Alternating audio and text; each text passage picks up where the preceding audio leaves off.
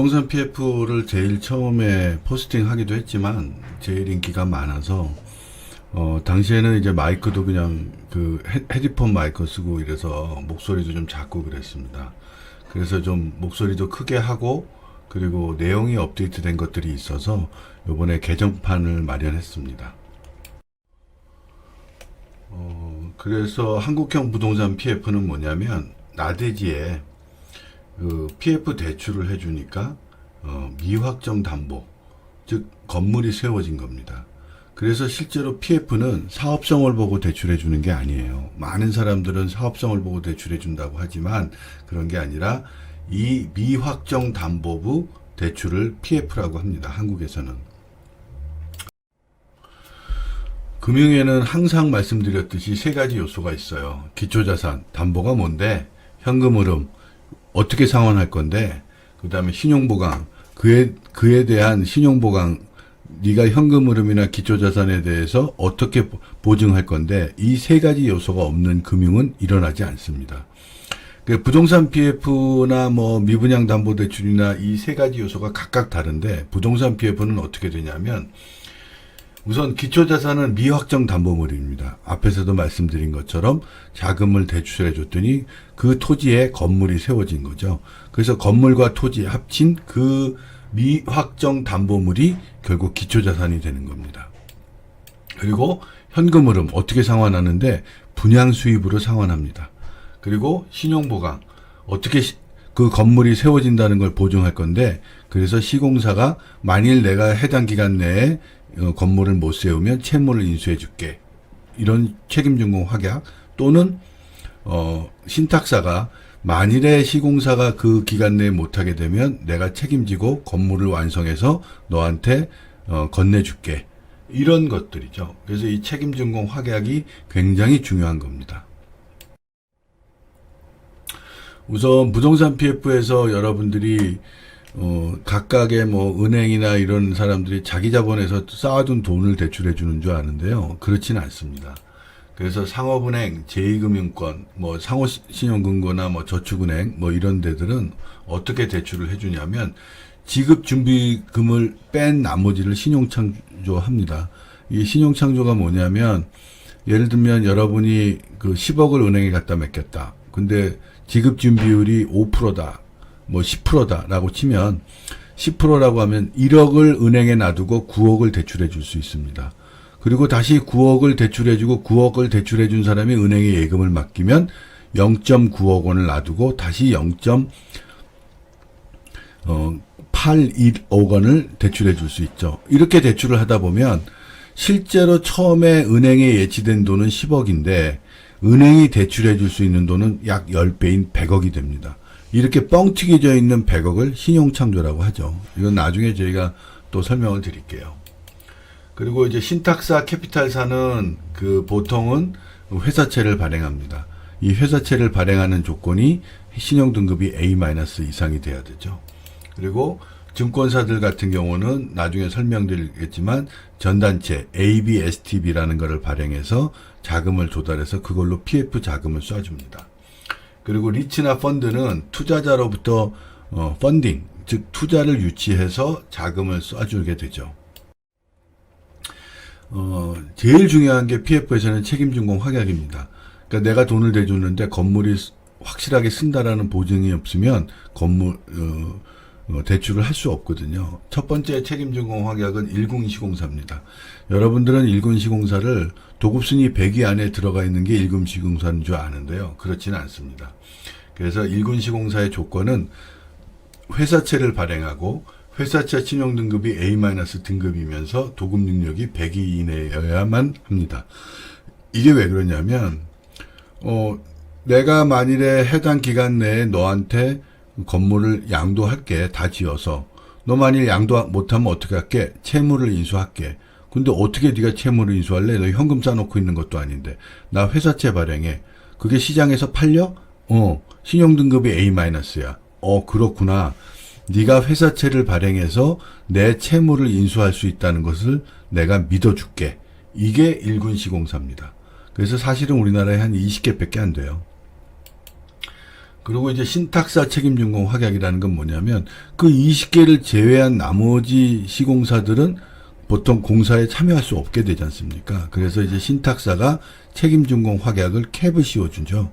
그래서 만일에 이 시공사가 해당 기간 내에 공사를 완료하지 못할 경우에 내가 연체이자를 다 지불하고 다른 시공사를 들이대서 공사를 완료하고 그리고 그 담보물을 대주단한테 양도할게. 이게 이제 신탁사의 책임준공 확약입니다. 그래서 신탁사가 대신 책임준공을 확약하고 이런 것들은 그 차주가 채무불이행에 빠졌을 때 그거를 대신 해준다고 해서 크레딧 디폴트 수합의 하나의 일종입니다. 그래서 우리나라에서는 이 신탁사 책임준공 확약을 해주는 게 사실은 이제 증권사 PF는 보통 6개밖에는 안 받아줘요. 그러니까 금융지주사, 그러니까 국제신탁, 우리은행, 신한은행의 아시아신탁, 그 다음에 국민은행의 KB신탁, 하나은행의 하나자산신탁, 그리고 이제 대신증권, 대신에서 하는 거, 다음에 생보, 그 다음에 한투, 7개 정도 되네요. 요런 것만 증권사가 책임준공 확약을 인정해 줍니다. 대주단의 기능을 보면, 그동안 선순위를 하면서 부동산 금융의 PF를 주도했던 한투증권, 메리츠증권 등이 최근에는 금융위원회의 자기자본 100%에 대한 규제를 받아서 주춤한 상태예요. 근데 이제 이렇게 선순위를 쏠 수 있는 증권사들이 부동산 PF에서 주도적인 역할을 해왔었습니다. 그 다음에 이제 중순위, 후순위를 쓰는 하이투자증권은 중순위를 주로 쓰고요. 그 다음에 IBK증권, SK증권은 후순위를 바치면서 금융주관권을 따냅니다. 그 다음에 이제 자산운용사가 최근에는 개발펀드를 운영해서 후순위를 바치고 금융주관 라이센스를 이용해서 금융주관을 하는 경우가 많습니다. 이런 회사들 중에서 헤리티지나 이런 회사들은 증권사 출신들이 나가서 자산운용사를 만들었어요. 그리고 블라인드 펀드를 조성해서 후순위를 바쳐서 금융주관 라이센스를 따내는 이런 게 점점 활성화될 거라고 보여집니다. 그 다음에 이제 PI를 쏘는 중소형 증권사들, 리징증권이나 이베스트증권 같은 데들이 있는데, 이런 사람들은 이제 토지 계약금에 프린시플 인베스트먼트라고 해서 계약금을 투자해주고, 그 다음에 금융주관권을 가져가죠.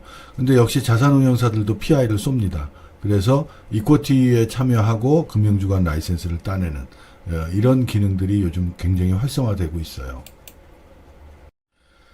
금리하고 취급수수료는 어떻게 되냐면 우선은 선순위는 한 5에서 6%, 취급수수료 1에서 2%, 그 다음에 중순위는 7에서 8, 5에서 7, 후순위는 8에서 10, 8에서 10, 주관수수료는 1에서 2% 정도를 받는데, 선순위라는 거는 자금을 투여하는 순서는 제일 나중이고요. 후순위가 제일 먼저 투여하고, 상환 순서는 선순위가 제일 먼저 받아가고, 중순위가 중간에, 후순위가 맨 마지막에 받아갑니다. 이렇게 금리하고 취급수수료가 후순위가 높은 이유는 선순위는 안전자산인데 비해서 후순위는 굉장히 불안전한 자산이기 때문에 그렇습니다. 증권사 PF에 대해서 간단히 설명을 드리면, 증권사는 자금을 ABSTP라는 전단체를 발행해서 자금을 모아요. 이게 뭐냐면 자통법이 2010년에 실행되고 나서 일반 상업기업들이 전단체를 발행할 수 있게 됐습니다. 그래서 증권사가 일반 상업기업을 만들고 그걸 SPC를 설립한 다음에 전단체를 발행해요. 그리고 발행된 전단체에 대해서 증권사가 매입 확약 신용보강을 해줍니다. 즉 이 전단체가 문제가 생기면 증권사가 매입해주겠다. 이런 거고 되고, 이거를 시장에서 팝니다. 그래서 지금 요즘 3개월, 6개월물 전단체가 보통 2.1% 정도에 팔리고 있죠. 이렇게 해서 팔린 돈이 이제 PF의 자금으로 투여됩니다. 그래서 여러분들이 메리츠 증권에서 PF를 했다. 근데 메리츠 증권이 대주가 아니에요. 메리츠 증권에서 만든 그 유동화 회사, 이런 SPC, 우정유동화 1호, 이런 데가 들어오는 이유는 바로 이 SPC가 PF에 참여하기 때문에 그렇습니다. 그러니까 여러분들은 메리츠 증권에서 PF에 참여했다. 그 메리츠 증권이 대주주다. 아니에요. 대주단에는 바로 메리츠가 만든 SPC가 대주단입니다. 근데 이 신용보강하는 거를 금융위원회에서 규제한 거예요. 자기 자본 100% 이상이 되면 안 돼. 지금 메리츠가 한 220% 되거든요. 그러니까 이거를 빨리 내년까지 자기 자본이 100% 이내로 줄여야 되니까 지금 선순위 대출을 거의 못 하고 있는 상황인 겁니다. 제가 며칠 전에 강의도 했지만 이 증권사들이 자금을 쏠 때는 선중 후순위가 각각 LTV가 있어요. 건물의 종류, 지역별에 따라서. 그래서 도생인 경우에는 LTV가 선중 후 다 합쳐서 최소한 70%고 선순위는 55%, 중순위는 65%, 후순위는 70%. 이거는 이제 서울에를 제한둬서 하는 거고요. 근린생활시설이나 상업시설은 이게 50%, 선순위가 35%, 중순위가 45%, 후순위가 50% 이렇게 되죠. 그래서 합계 LTV가 한 62%까지, 70% 미만까지만 자금이 조달이 됩니다. 이제 오피스텔 같은 경우도 이제 맥시멈 70%까지 대출이 되는데 선순위는 역시 55, 중순위 65, 후순위는 70. 그리고 복합상가니까 거기에 들어가 있는 상가들은 선순위가 35, 중순위가 45, 그 다음에 후순위가 50. 그래서 전체적으로 보면 한 63% LTV 정도의 자금이 조달이 됩니다. 그리고 이제 아파트 같은 경우에는 LTV가 80%까지 돼요. 그래서 선순위가 65, 중순위가 75, 후순위가 80. 근데 아파트에 역시 근생도 선순위는 35, 중순위는 45, 후순위는 50. 그래서 아파트는 전체 매출액 대비 한 75%까지 대출이 됩니다. 그리고 지식산업센터 같은 경우는 지산이 이제 대부분 공장형이든 오피스형이든 LTV를 60% 이하로 맞춰야 되니까 선순위가 45, 중순위가 55, 후순위가 50. 그 다음에 근생은 똑같이 이제 50% 미만이어야 되니까 35, 45, 50% 이렇게 됩니다. 그래서 전체적으로 보면 LTV가 56%, 즉 60% 이하인 경우에 60% 이하인 경우에만 PF 조달이 가능하다는 거죠.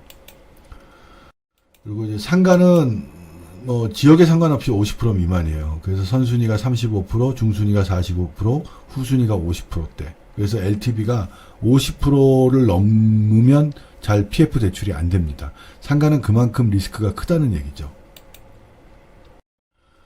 그 외 PF로는 이제 세금고 PF가 있죠. 그래서 세금고도 역시 자기 자본은 20%를 맞춰야 되는데 이때 특징적인 거는 후순위 포함 자기 자본이 20%이면 되죠. 그리고 책임전공은 신탁사 책준을 하는데 특이사항은 특정감정평가법인의 특정감정평가사의 사업타당성 조사를 받아야 되고요.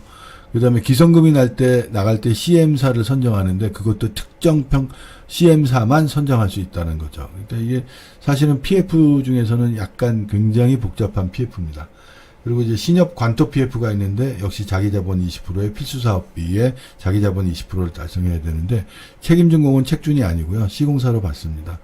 특이사항은 시설 때도 동일하게 합니다. 근데 어떻게 다르냐면 관토 PF는 신탁사를 관리형 토지 신탁을 쓰는데 시설 때는 토지만 담보 신탁을 쓰고 그 다음에 대리사무는 대주단이 직접 해요. 그러니까 신협이 직접 합니다. 그래서 훨씬 신탁 수수료가 적죠. 그래서 저축은행은 필수사업비의 20%고 책임전공은 역시 책준이나 이런 걸 안 하고 시공사가 직접 하는데 요즘은 이제 신협이라든가 세금고에 자꾸 이렇게 위축되다 보니까 필수사업비 조건을 완화시켰어요. 그래서 분양관리비, 중도금 다 빼고 광고비 다 빼고 필수사업비를 책정합니다. 그래서 좀 자기 자본이 한 2, 3% 정도 줄었죠. 그래서 정리를 해보자면 모든 증권사가 모두 PF가 가능한 것은 아닙니다. 우선은 선순위 조달할 수 있는 PF, 그 다음에 요즘은 이제 중후순위를 조달하는 그 증권사들이 PF의 강세를 띠고 있습니다. 그래서 하이투자증권이라든지 아니면 이제 IBK증권, 그 다음에 이제 SK증권 이런 데가 요새는 증권사 부동산 PF의 강자로 떠오르고 있어요. 그리고 개발하려는 건축물별로 LTV가 정해져 있습니다. 예를 들면 도생이니, 오피스텔이니, 지식산업센터니, 그 다음에 아파트니 그리고 그것도 복합시설인 경우에 상가일 때는 50% 미만, 오피스텔인 경우에는 70% 미만, 이렇게 앞에 말씀드린 조달할 수 있는 금액이 정해져 있습니다. 그리고 부동산 PF는 사업성을 보고 대출하는 것이 아니에요.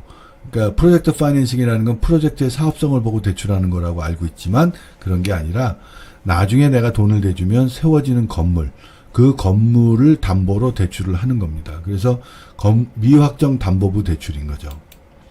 그리고 시공능력 100이라고 다 1군 시공사가 아닙니다.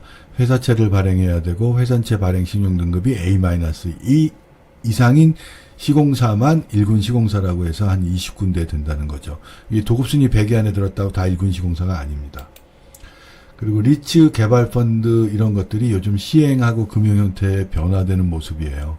그러니까 요즘은 리츠도 이제 개발 펀드를 많이 조성하고, 그 다음에 이제 개발 펀드는 이미 후순위를 블라인드 펀드로 조정하거나 PI를 블라인드 펀드로 조성해서 금융 주관권을 따내고 자기가 후순위를 모집하고 선순위, 중순위를 모집해서 금융 주관을 하는 이런 게 이제 점점 대세화 될 것 같습니다.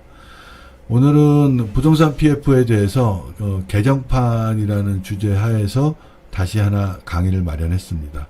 감사합니다.